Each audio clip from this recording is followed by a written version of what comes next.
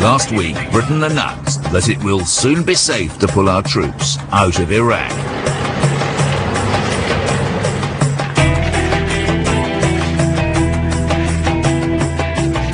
Last month, Iraqis ratified a new constitution. And on December the 15th, Iraqis will vote for a new government in a general election. According to politicians, things are going in the right direction. This is Jack Straw only a few weeks ago. We are now on track to establish the beginnings of a democracy. Our American allies share this happy prognosis. These are independent-minded Iraqis who are determined to take their country to security and democracy. The coalition claims that Iraq's transition to democracy is going well and will soon be able to leave. As Iraqis stand up, we will stand down, and then our troops can come home to a proud and grateful nation. But the real Iraq is not on the road to a democracy.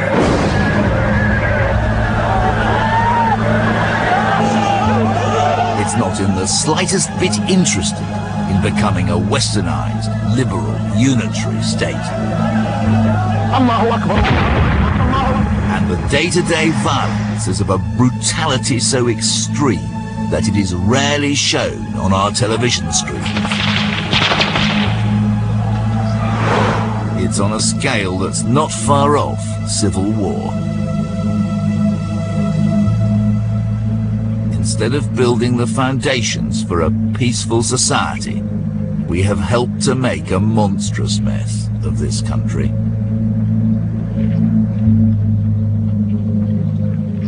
The invasion of Iraq is the greatest foreign policy disaster since Munich, and our government has reacted in the identical way by going into denial. Denial about the role our troops are really playing in Iraq. Denial about the true nature of the new emerging Iraqi state. Above all, we're in denial about the fact that the invasion of Iraq, as conceived by President Bush and Tony Blair, has failed. The truth is that Iraq was held together by a despot. And when we removed Saddam and his feared Ba'ath Party, we unleashed forces that we can no longer control. Tonight, we reveal the consequences of our misadventure in Iraq.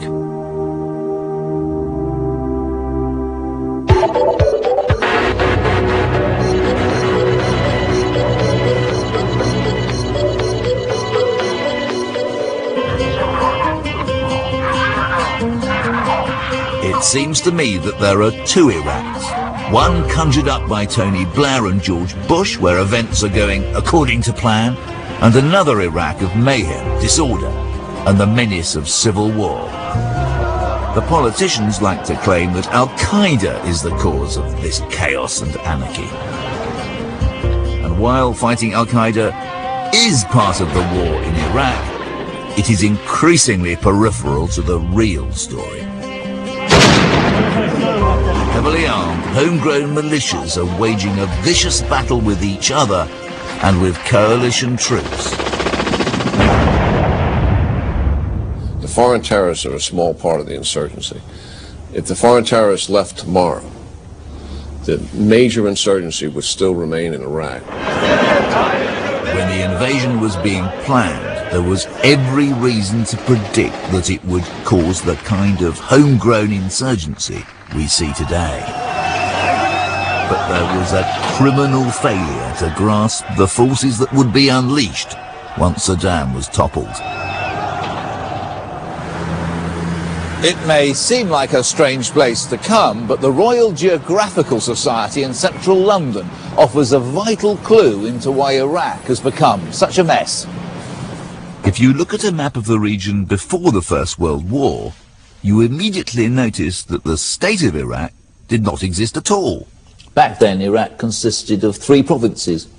Mosul in the north, which was predominantly Kurd, In the center you had Baghdad, which was mainly Sunni.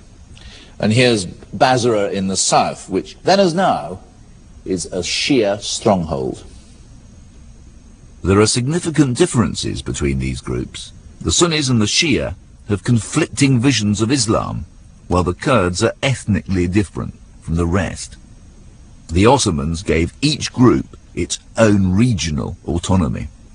Everything changed with the collapse of the Ottoman Empire after World War I. The League of Nations put the British in charge, and the British Empire did what we habitually did to former colonies. We created an artificial state. Worse still, we put the minority Sunni community in charge. This artificial structure sowed the seeds of hostility between the communities. Given that we created the country, we've no excuse for not understanding Iraq and not foreseeing the terrible sectarian violence we've witnessed since the invasion. But before the war, our leaders, both here and in America, seemed clueless.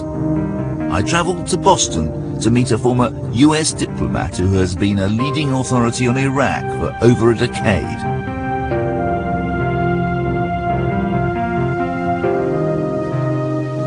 A chance remark made just 2 months before the war hinted at how the complexities of Iraq had bewildered Americans at the highest levels. January 2003, the president invited 3 members of the Iraqi opposition to join him to watch the Super Bowl.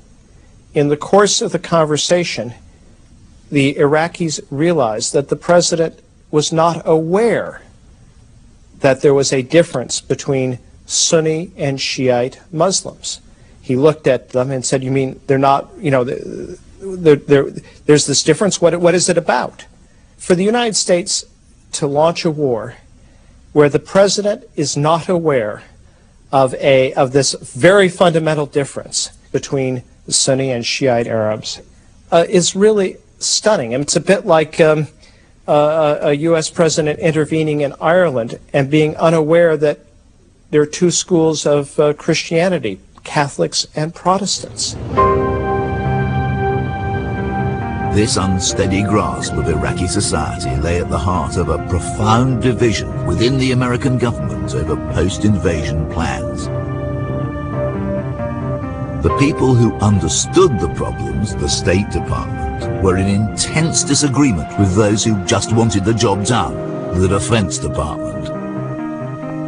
I went to see Richard Pearl, who was on the Defense Department's planning team. He was scornful of the State Department's detailed plans for reconstructing Iraq after the war.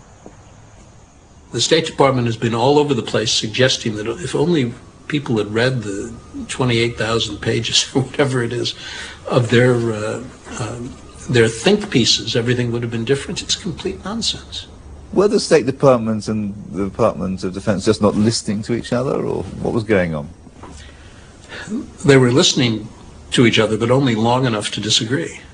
There was no consensus among the 3 principal institutions involved, the State Department, the Defense Department, and the Central Intelligence Agency. And the president was out to lunch somewhere, was he? Well, the president didn't get into the details to the degree that I think he should have, and he probably now thinks he should have. The effect of this disagreement became embarrassingly clear at a meeting in March 2003, just days before the invasion. American war planners and intelligence officers met to discuss plans to oust Saddam. The last part of the presentation outlined the arrangements for securing and rebuilding Iraq. It was known as Phase 4C. I know myself in terms of Phase 4, the depth of that planning certainly did not equal the depth of the planning that went into Phase 3, which is combat operations. I mean, it pales by comparison.